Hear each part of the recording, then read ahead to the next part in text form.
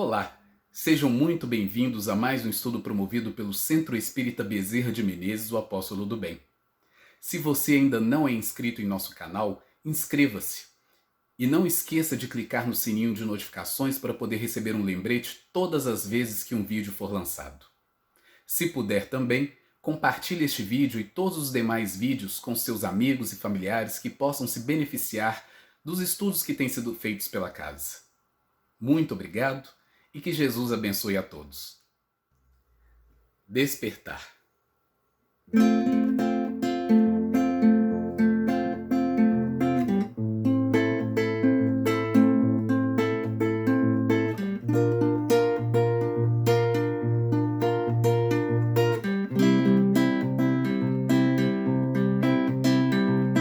Desde os primórdios aos nossos dias,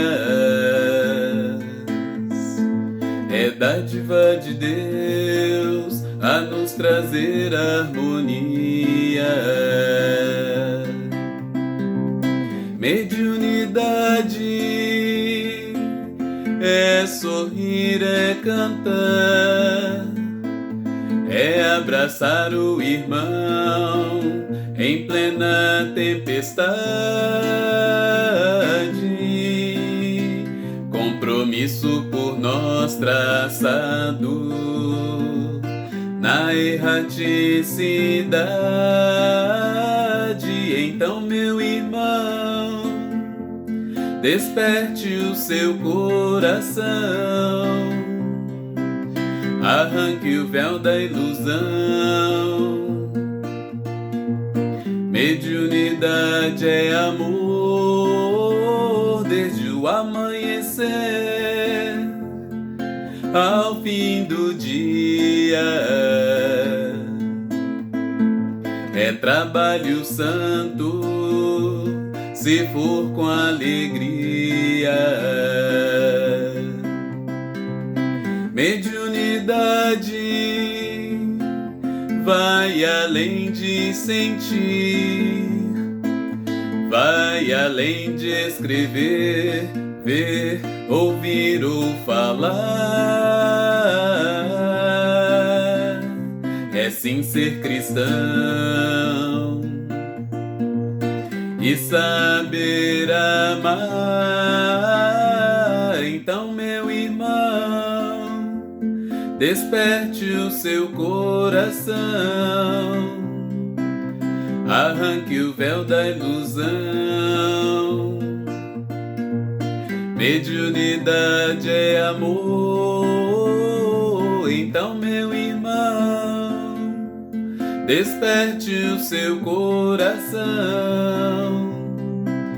arranque o véu da ilusão. É amor.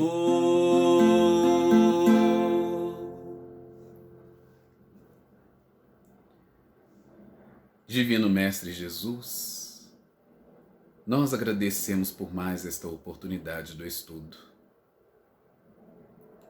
Possamos elevar os nossos pensamentos, os nossos sentimentos, em vibrações de alegria, de fraternidade, de gratidão, e possamos, a cada dia de nossas vidas, vibrando nessas faixas de sintonia, atrairmos para perto de nós os amigos espirituais que tanto nos auxiliam, que nos amparam, que nos intuem, que nos instruem.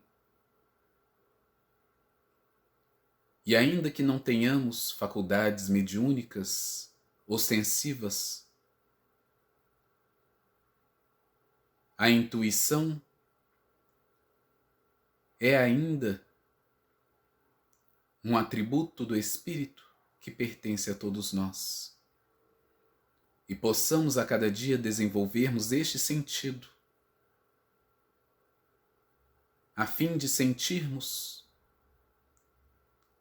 as mensagens do infinito vindo até as nossas mentes e os nossos corações, nos impulsionando ao trabalho, à caridade, ao perdão, ao amor.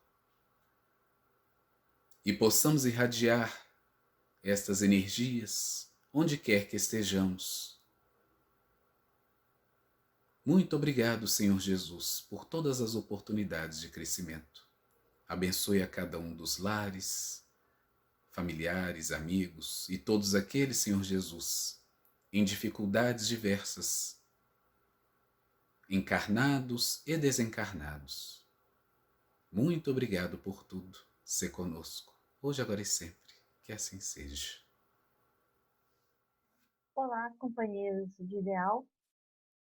Aqui nos encontramos mais uma vez com muita alegria, com muito prazer, dando continuidade aos estudos da nossa casa, de forma virtual, hoje trazendo para nós um pouco a respeito do tema Mediunidade dos Santos, do nosso companheiro espírita, Sebastião Clóvis Tavares. Esse nosso irmão, ele, a pedido do Chico, foi fazer uma pesquisa sobre aqueles considerados como santos pela Igreja no exercício da sua mediunidade. E, então, Chico pede a ele que pesquisasse sobre a vida e os efeitos mediúnicos ditos milagrosos dos anjos, desculpem, dos santos da religião, na época, lá atrás, né, dos nossos, considerados pelos nossos pais, pelos nossos avós como santos. Vamos perceber que na Igreja Católica muitos são considerados como santos. Então o Chico, de forma carinhosa, pede a Clóvis Tavares que faça uma pesquisa a respeito desses efeitos mediúnicos, trazendo para o nosso seio espírita o esclarecimento a respeito da mediunidade. Ou seja, a mediunidade sempre atuando, a mediunidade sempre fazendo ali e trazendo ali a sua possibilidade de trazer as mensagens do alto. Então, Clóvis Tavares inicia essa pesquisa buscando fontes seguras em várias livrarias, em vários sebos, né? Fontes confiáveis, como tudo que nós devemos estudar, é preciso que a origem seja uma fonte confiável. Então, ele foi sendo orientado pelo Chico e foi buscando, então, essas informações.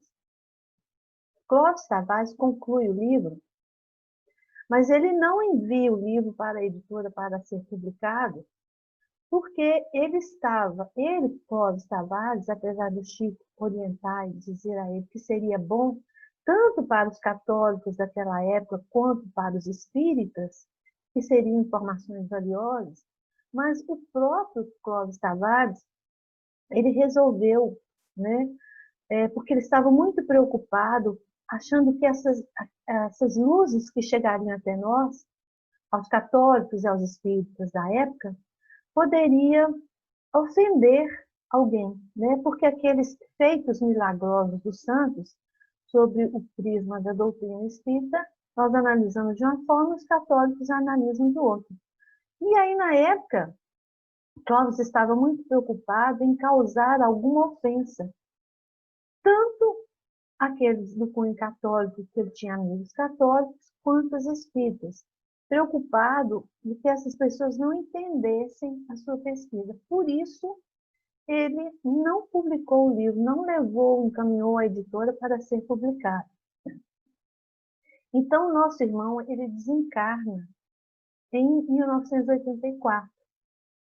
E depois, através da psicografia do Chico, quando o nosso irmão, no plano espiritual, então, através de 6 cartas, através da psicografia do Chico, ele envia para a sua família, digamos assim, ele autoriza ao filho e à esposa que buscassem esses escritos, essas informações, e estavam autorizados a publicar, então, este livro. Então, a Federação Espírita Brasileira vai publicar o livro para nós, e graças a Deus nós estamos aqui podendo estudar. Fazendo um pouquinho sobre a história de Sebastião Clóvis Tavares, ele nasceu em 1915 e veio a falecer, como dissemos, em 1984. Longos anos de estudo, ele se debruçava, se dedicava aos chamados fenômenos psíquicos ocorridos na vida dos santos. Por isso também que o Chico solicitou a ele. Clóvis Tavares dizia que os santos da Igreja Católica eram médiuns genuinamente e que suas faculdades formaram-se no contexto do seu burilamento moral. Então, na visão de Clóvis, o exercício da mediunidade desses nossos irmãos, considerados na época como santos, passando pelo exercício da mediunidade, ele considerava como sendo um burilamento moral, um crescimento espiritual. Era um buril ali que eles estavam passando. Vamos ver que em 1968, através da psicografia do Chico, já foi feito o prefácio do livro por Emmanuel, mas isso também ficou guardado. Então vamos ver que em 1987 teve a primeira edição do livro, em 2003 teve uma versão em italiano, em 2005 saiu uma edição especial e em 2015, que é o livro que estamos aqui fazendo estudo, foi feita uma nova edição. Então esse nosso companheiro muito dedicado no plano espiritual, digamos assim, autorizou aos seus familiares a trazerem essa obra até nós. Que bom, não é mesmo? Então, vamos ver aqui que Clóvis Tavares fala no capítulo 1, trouxemos um fragmento onde ele diz assim, nos depoimentos históricos, para a gente perceber o quanto que a mediunidade já existe há tempos. Mas é muito antigo, muito mesmo. Então, não é uma criação da doutrina espírita, não é agora que o exercício da mediunidade está aí sendo educado, está sendo trabalhado. Já existe há muito tempo. Então, ele diz assim, nos depoimentos históricos mais antigos, nas mais remotas tradições religiosas, nas escrituras antiquíssimas dos hindus, nos cantos dos aedos celtas, nos ensaios dos magos iranianos ou dos profetas hebreus, nos analectos da China milenária, na literatura dos gregos e dos romanos, em toda parte, em todos os tempos, os testemunhos sobre as relações entre a terra e o céu são encontrados num consenso universal a afirmar essa realidade indiscutível. Então, isso é fato. Não tem como negar que a mediunidade é criação da nossa mente ou que existe para uns. Não, ela ocorre na vida de todos nós, alguns de forma mais ostensiva, mas todos nós somos médiuns. Então, há aqueles de forma mais ostensiva, onde a mediunidade vai estar em mais evidência. Leon Denis traz no livro Joana d'Arc a seguinte colocação a respeito da mediunidade.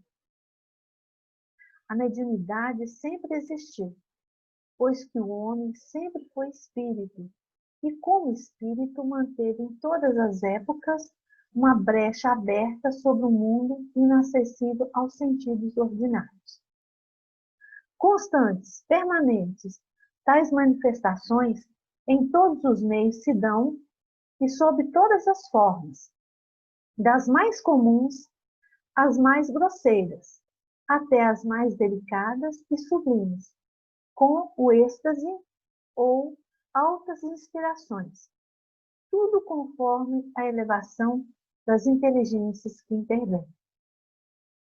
Então, Leon Denis, trazendo a sua contribuição, que essas comunicações, elas sempre ocorreram.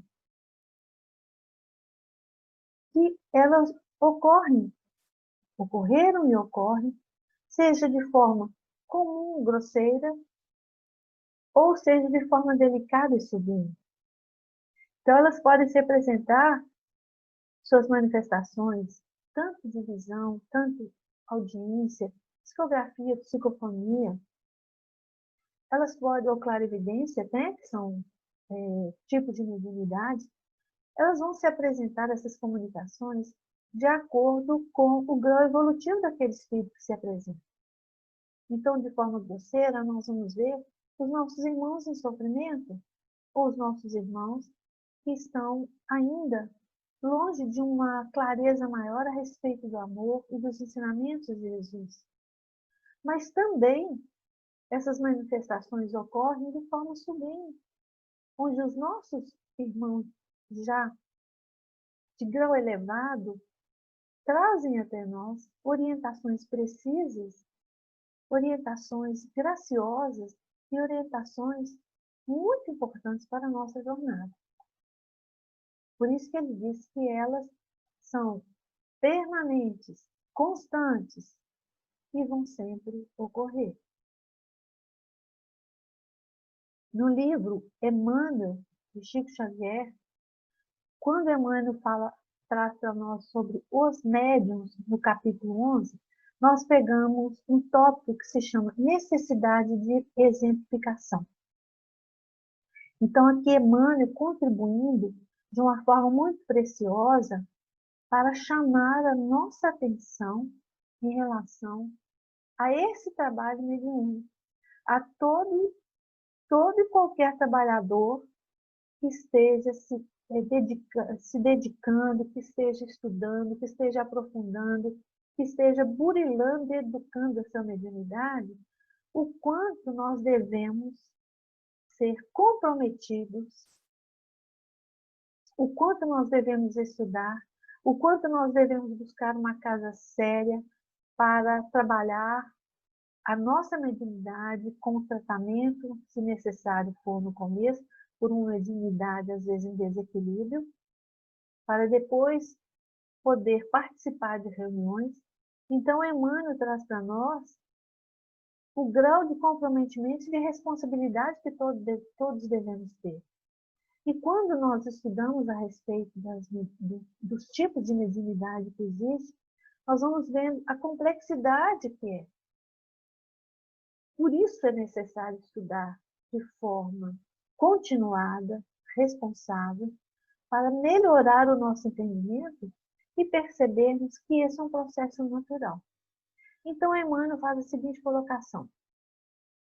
Todos os médiuns, para realizarem dignamente a tarefa a que foram chamados a desempenhar no planeta, necessitam identificar-se com o ideal de Jesus, buscando para alicerce de suas vidas o ensinamento evangélico em sua divina pureza.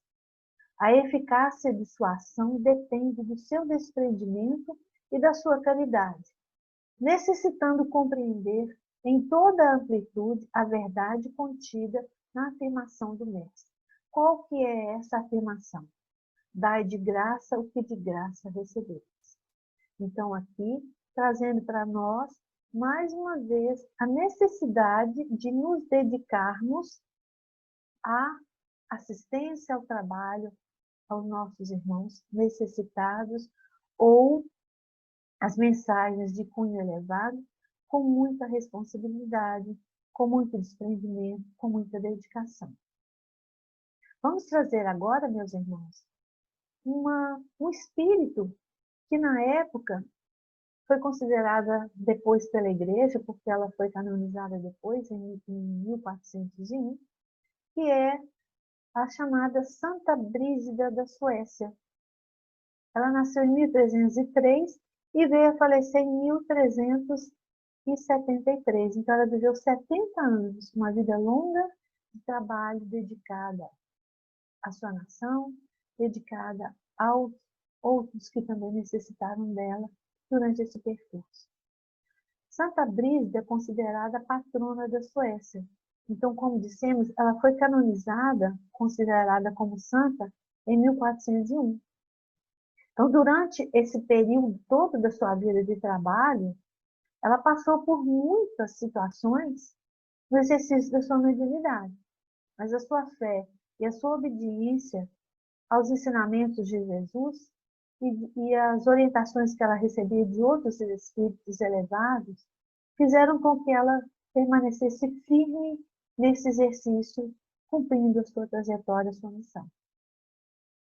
Ela tinha um confessor de Novo Teto, Solai, que quando ali, no exercício da mediunidade, que ocorria de forma ostensiva, que ocorria quando ela estava em vigília, né? Não quando ela estava dormindo, mas quando ela estava em vigília, frequentemente, ele, então, como seu confessor, ele recebia aquelas mensagens ali e ele, então, traduzia essas mensagens para o latim, para que outros pudessem ter acesso.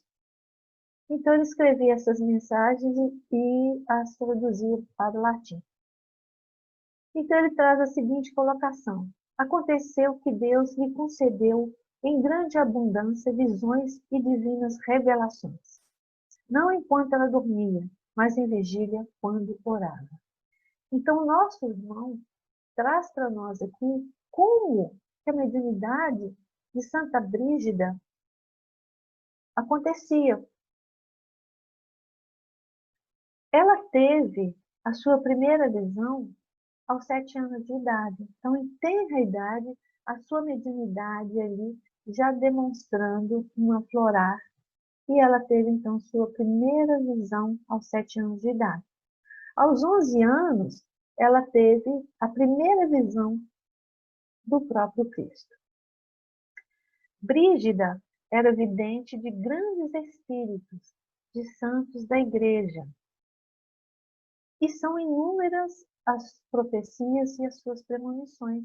Naquela época, ela recebia então essas revelações e ela trazia várias profecias, assim ditada pelos espíritos elevados, para orientar essa nação, para que essas pessoas prestassem atenção nessas orientações para trazer o bem.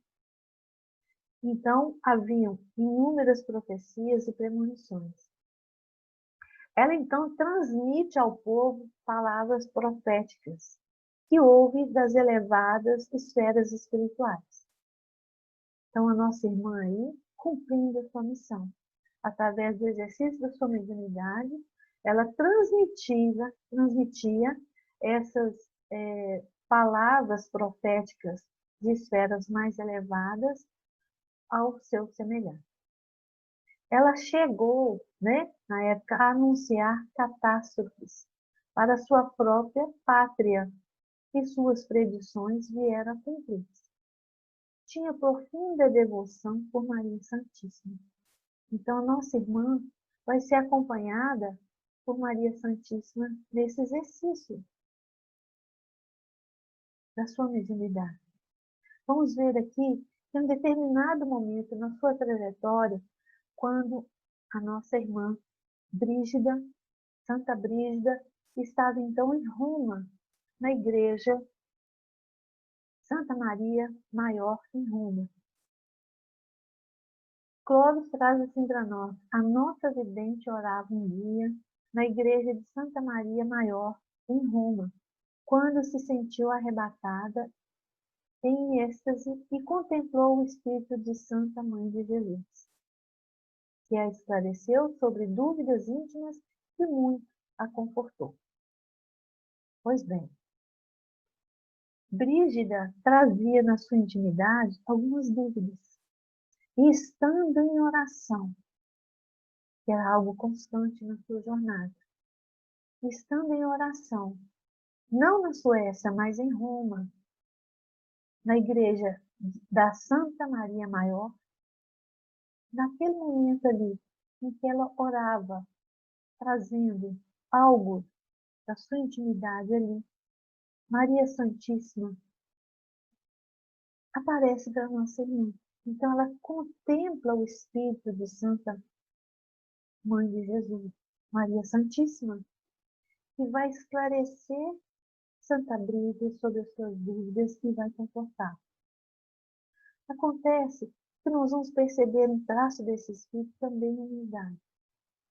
Então, quando Brígida, humilde que era, duvidou, certa vez, de sua própria missão, idêntico auxílio do alto veio pela palavra de João Batista, o precursor. Palavra que foi continuada no mesmo momento pelo auxílio de Maria, que novamente levou o ânimo para o cumprimento de sua nobre tarefa espiritual.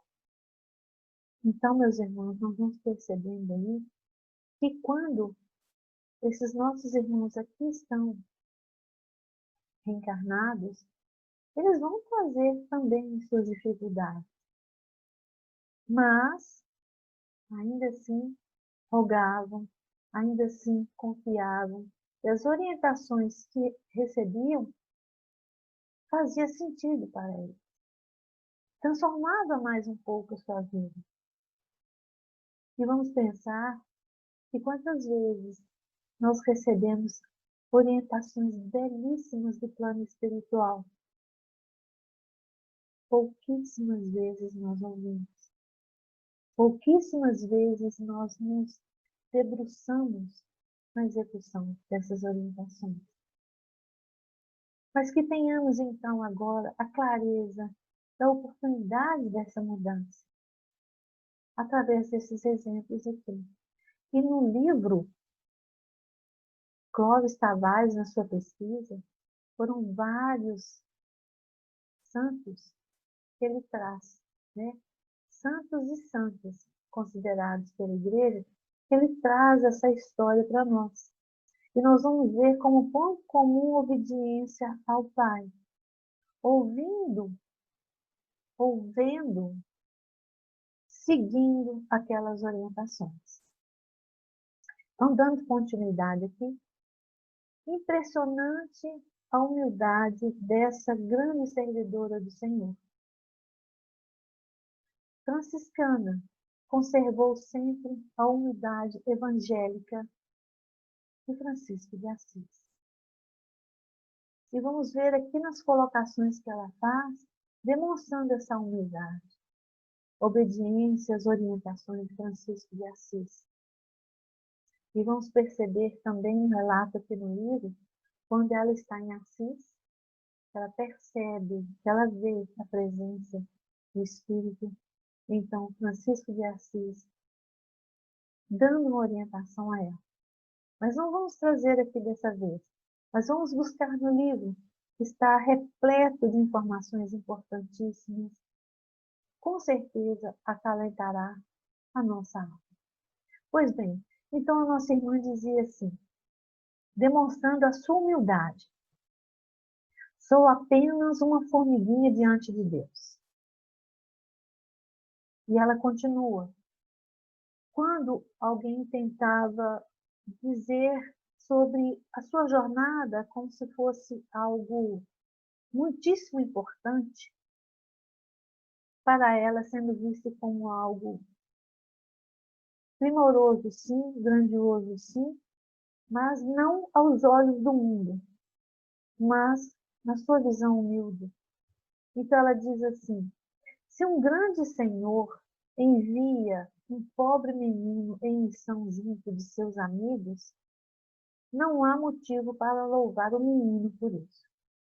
Então, quando poderia ocorrer algum elogio em relação às profecias, ou tudo aquilo que ela trazia, as informações do plano espiritual através do campo mediúnico, ela naturalmente colocava isso fora, dizendo que o trabalho dela era muito pequeno em relação aos grandes amigos. Então, que não havia motivo para louvar o menino por isso, né? Não havia motivo para engrandecer o trabalho dele, porque um trabalho com o Senhor, né? Rodeado por amigos mais elevados, o dela era pequeno, era simples. Ela continua dizendo assim, no momento em que as pessoas, às vezes, poderiam trazer a seguinte colocação, que ela já estava, digamos assim, intimamente com as suas questões, já tranquila, já vivendo num momento de maior tranquilidade, sem preocupações, sem incômodos. E ela respondia: minha embarcação ainda está em alto mar. Louvar-me-eis quando eu houver atingido o porto. Olha que interessante a colocação da nossa irmã. Naquela época, ela ainda estava vivendo algumas dificuldades. E somente quando ela estivesse atingido o porto é que ela poderia, então, ser vista ou se sentir de forma diferente. Mas isso não era o mais importante, como as pessoas a viam, como de repente ela poderia ser até aclamada.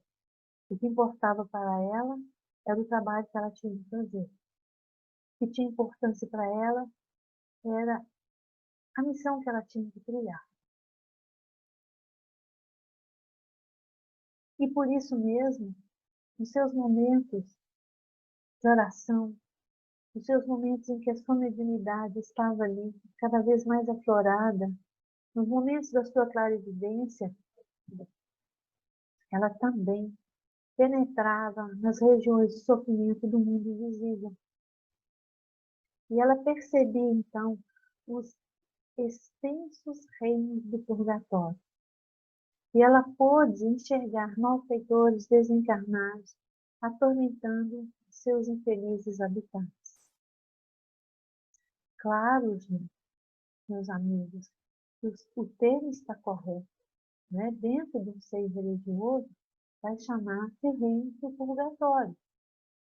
Nós percebemos, estudamos, sabemos do umbral dessa região que circunda o nosso orbe, uma região de dor e sofrimento, mas região essa ainda mantida devido ao nosso grau de inferioridade da maior parte que habita o orbe e que mantém uma ligação ainda com os desencarnados, muitas vezes, ainda uma relação estreita de dor e de sofrimento, de comprometimento. Por isso que ela, e aí vamos ver que na mediunidade vai perceber esse plano inferior, esses nossos irmãos em sofrimento, aqueles necessitados de amparo e de auxílio, mas vamos também perceber entidades, espíritos elevados, que muitas vezes nós escrevemos, e no próprio texto também traz isso, no livro traz isso, espíritos sendo percebidos com uma claridade intensa, de uma beleza elevada, de uma leveza no seu expressar. Mas também percebe-se, através da mediunidade, o plano inferior. E com esses nossos irmãos não era diferente. Vamos perceber aqui que no trabalho dessa nossa irmã, vivendo todos esses anos de dedicação ao trabalho com Nosso Senhor, auxiliando ao semelhante,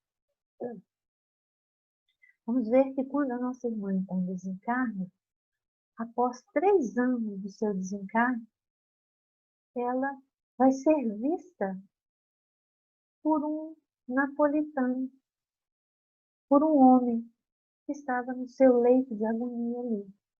Então ele percebe Santa Brida ali ao lado dele.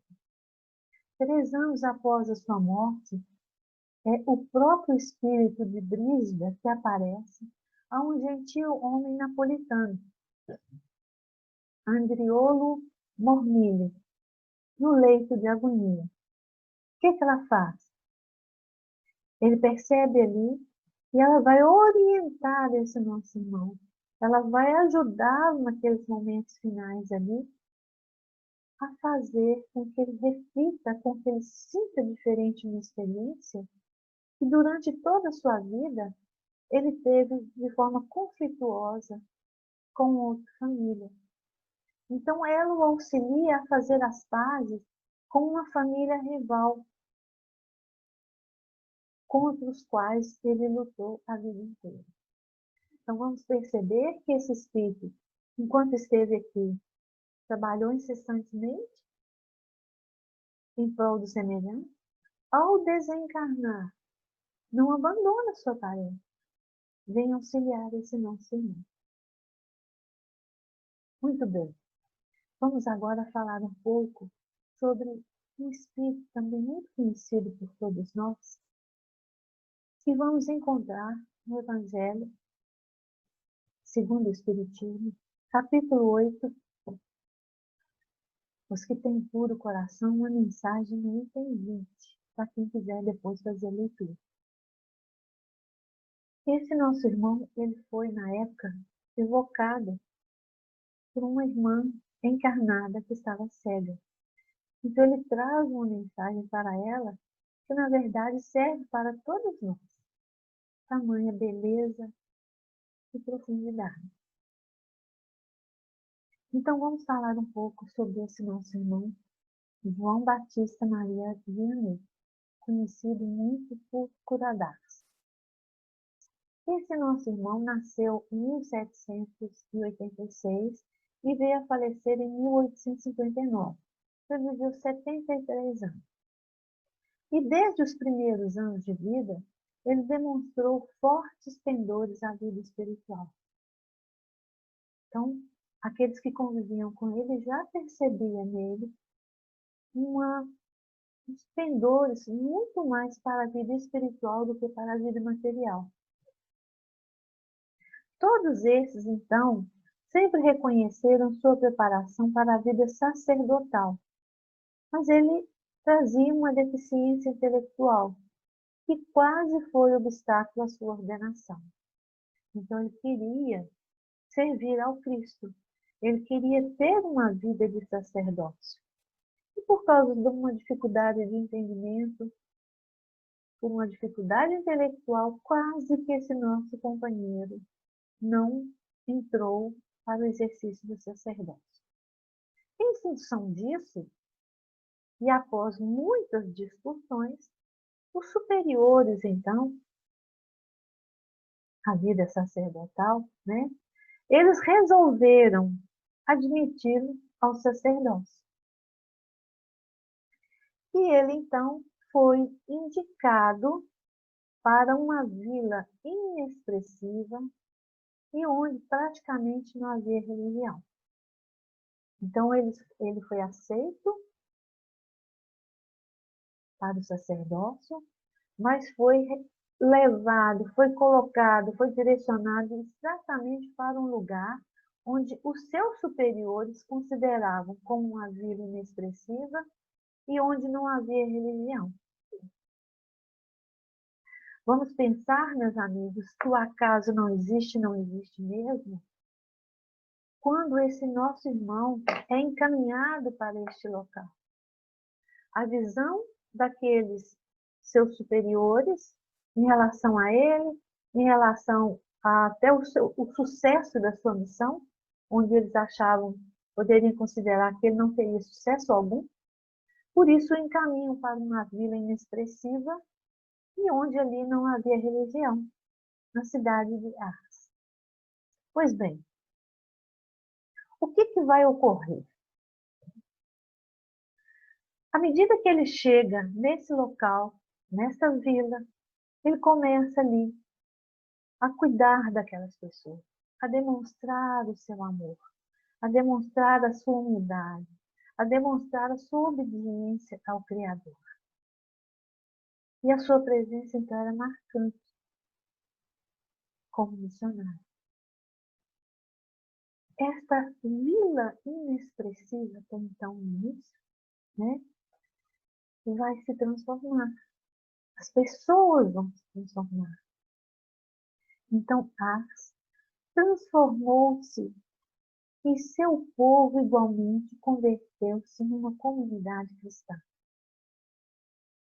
Através do contato dele, das suas palavras, das suas orientações, que ele, Vianney, recebia através de Santa Filomena, de Maria Santíssima e de outros irmãos nossos de cunho elevado, ele seguia e levava conforto, levava alento, levava amor a essas pessoas. Então, voltamos a dizer que não foi feito digamos assim, uma aposta de que ele teria sucesso na sua missão, mas dedicado, se desdobrando, e levando através do exercício da sua mediunidade, levando o amor a essas pessoas, levando o conforto, a palavra do Cristo, os ensinamentos de Jesus, não só no seu falar, mas no seu atuar, principalmente na sua atuação, ele foi conquistando essas almas.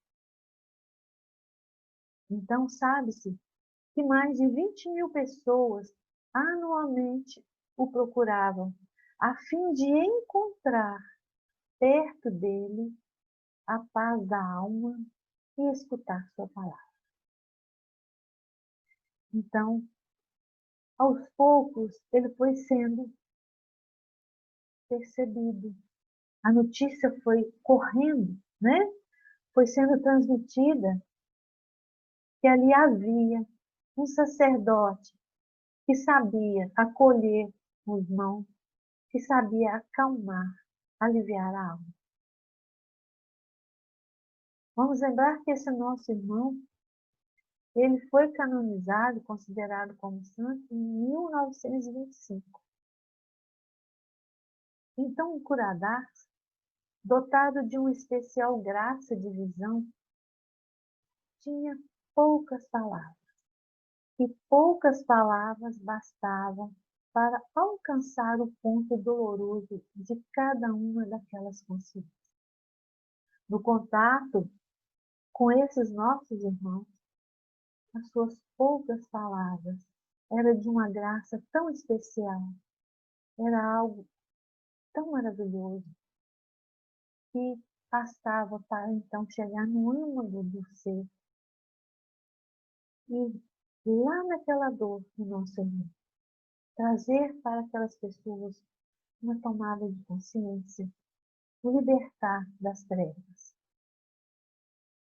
Ele então, como pároco nessa região, ele permanecia habitualmente por 15 horas, todos os dias, 15 horas no confessionário. Ele estava ali à disposição daquelas pessoas para ouvi-las, para orientar, para acalentar, para acalmar. E ele conseguia fazer isso, porque a sua fé era imorredora, porque a sua confiança em Deus era imorredora, porque ele ouvia as orientações que ia seguir.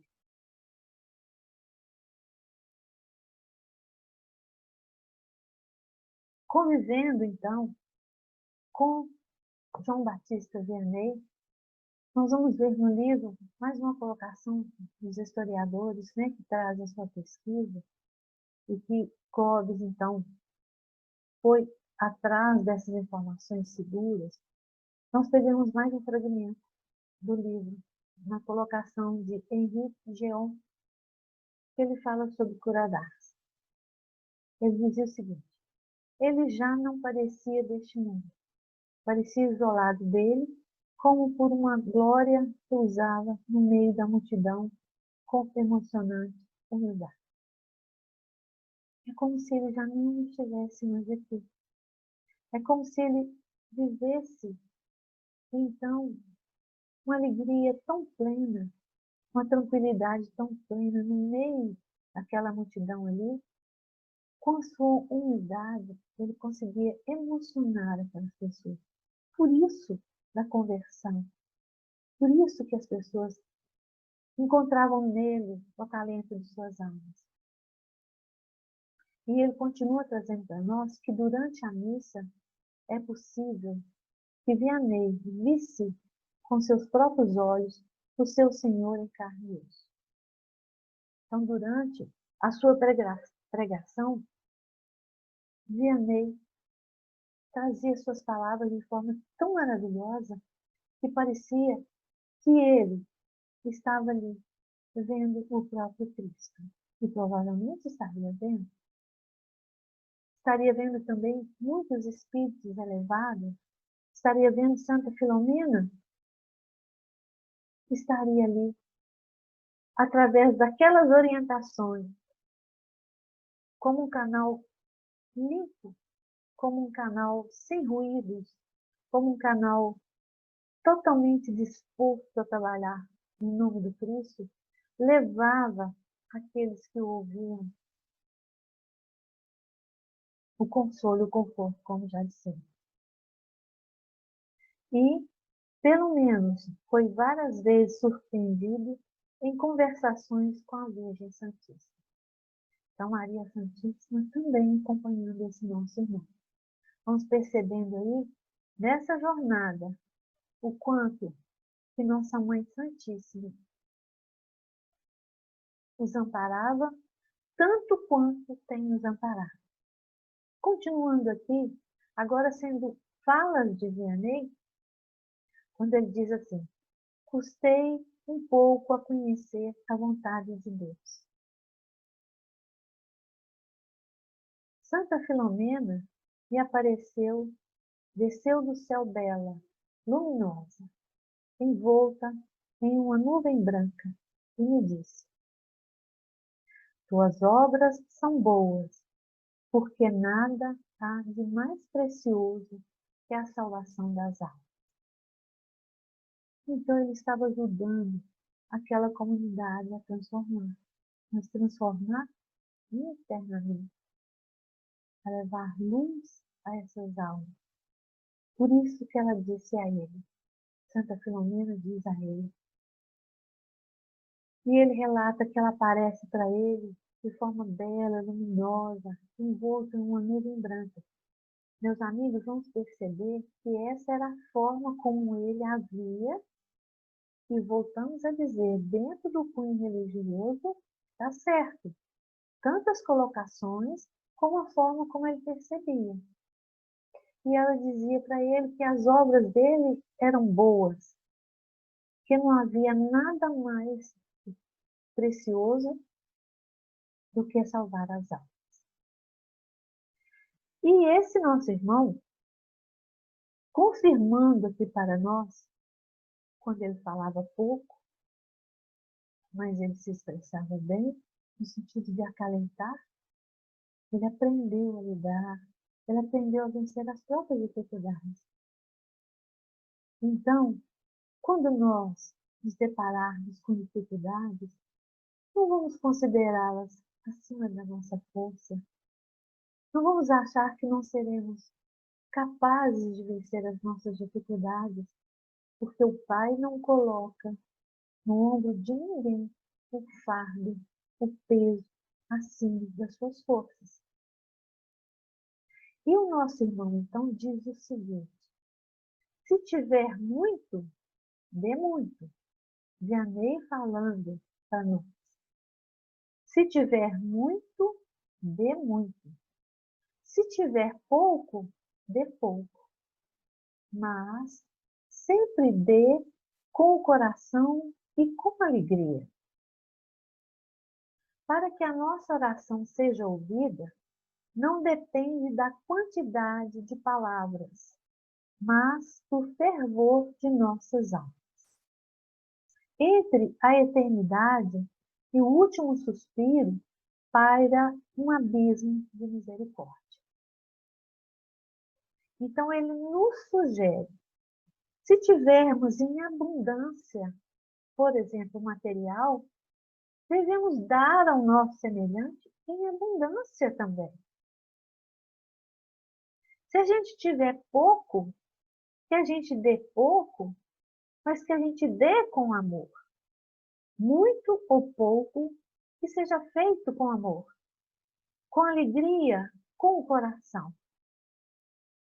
E ele fala que para que a nossa oração seja ouvida, não vai depender de frases muito bem estruturadas, né, de termos muito difíceis, não é isso.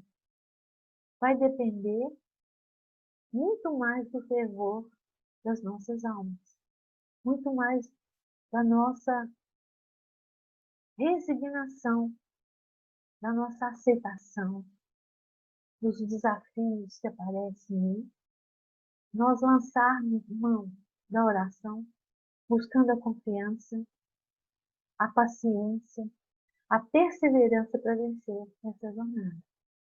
Porque ele fala que entre a eternidade e o último suspiro, para um abismo de misericórdia.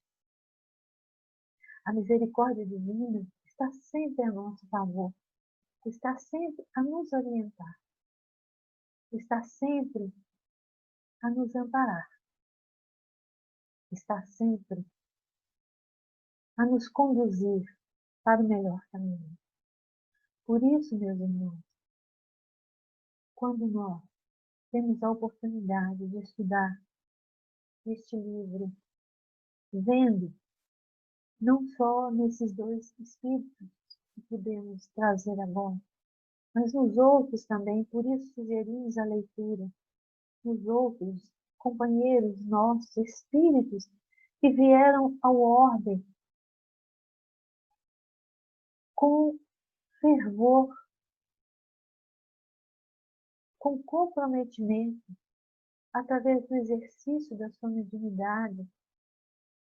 E vamos levar em conta que na época antiga, 1303, quando Santa Brígida nasceu, as ideias, as crenças, os conceitos que existiam, não havia muito entendimento a respeito, como hoje nós temos, sobre a mediunidade, onde a doutrina espírita esclarece para nós a respeito desse fenômeno natural e do quanto o exercício dela com Jesus traz para nós a possibilidade de ascensão, a possibilidade de trabalhar em nós a humildade, quebrando em nós o orgulho e a vaidade.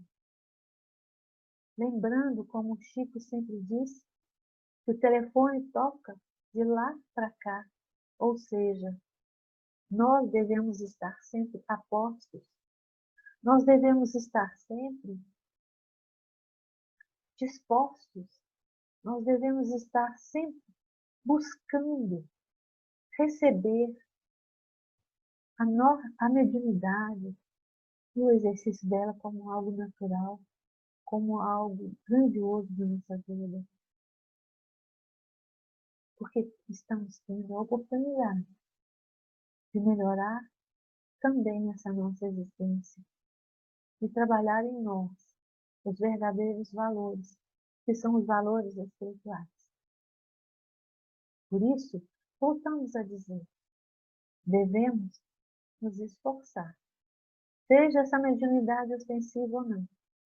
Devemos buscar ouvir os ensinamentos de Jesus. Devemos buscar uma casa séria, devemos buscar a nossa educação mediúnica, sim. Devemos estudar sempre, devemos respeitar o nosso momento e aceitar esse exercício de boa vontade, de forma amorosa, porque na verdade traz um bem para nós.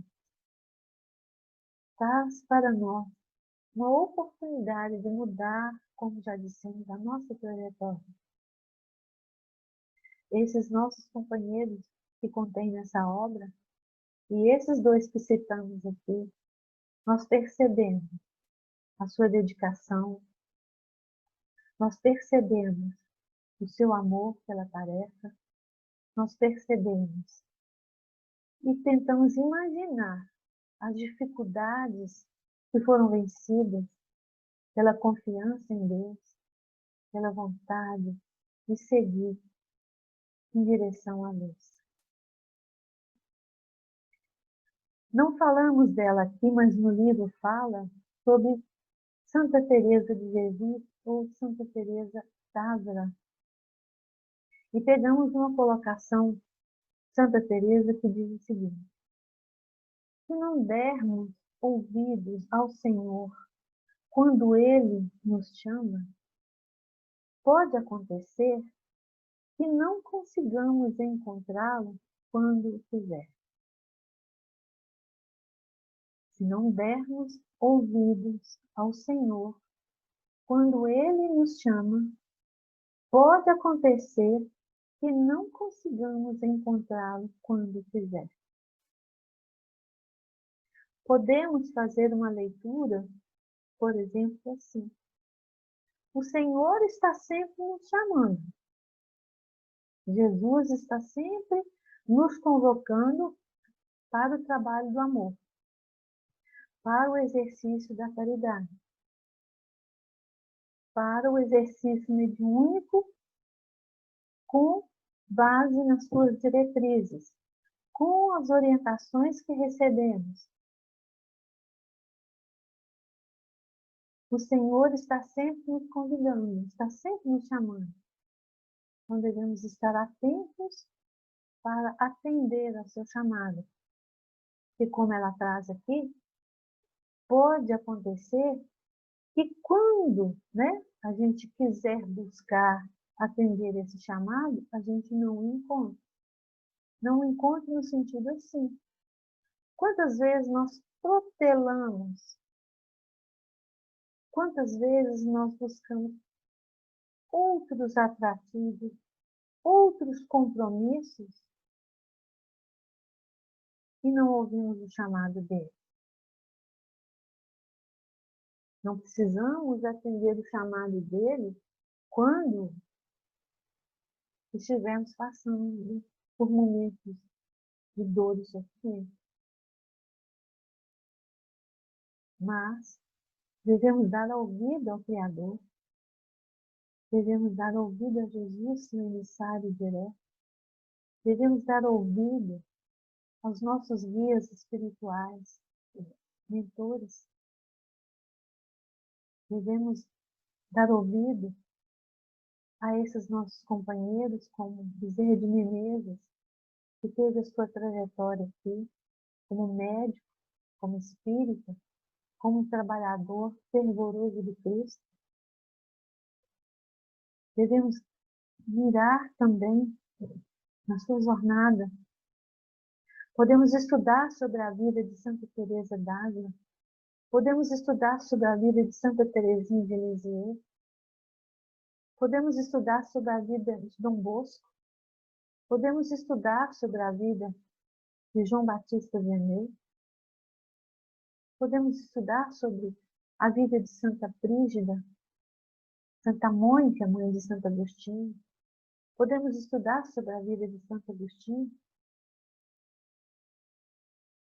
mas não só estudar, devemos aproveitar a nossa oportunidade, e a oportunidade é aqui agora, de assimilar esse conhecimento, mas de procurar com esforço, com luta, com fé, com esperança, procurar vivenciar os ensinamentos do nosso Mestre Jesus. Exemplo, nós temos um arcabouço enorme que a doutrina espírita traz para nós, de exemplo de tantos outros companheiros dedicados a esse trabalho incessante, a esse trabalho de devotamento ao semelhante. Por isso, meus amigos, não vamos nos esquecer do quanto o Senhor tem nos concedido a graça do estudo, a graça da vida, a graça dos desafios a vencer, a graça de termos sempre ao nosso lado mentores, amigos, que nos norteiam para o bem, como o próprio Jesus. E saibamos aproveitar então a leitura desse livro, como já dissemos, para melhorar o nosso entendimento, para nos ajudar a ter mais firmeza, para colocar em prática os ensinamentos de Jesus. Porque foi o que eles fizeram. Foi o que o Chico fez. Foi o que o Divaldo está fazendo aqui. E com toda certeza, todos eles, quando retornam ao plano espiritual, continuam trabalhando incessantemente em nome de Cristo. Então, que nós possamos nos mirar em tudo isso que está em torno de nós, essa possibilidade infinita de trabalhar a nossa mediunidade com amor, com dedicação, com louvor ao Pai. Que as bênçãos e a luz de nosso Senhor Jesus paire sobre todos nós, dando-nos a força, a coragem necessária, a perseverança, o amor, o exercício da caridade, de forma plena, na assistência a nós, quando assistimos ao nosso semelhante. Que sejamos, então, instrumentos fiéis do mesmo, no exercício da mediunidade com Jesus, dando de graça aquilo que de graça recebeu. Que o Pai nos abençoe, que Jesus continue a nos orientar e que os nossos amigos, os nossos benfeitores espirituais possam encontrar em nós, em nossa intimidade, na nossa conduta, guarida para o exercício do bem. Muita paz a todos e Jesus nos abençoe. Assim seja.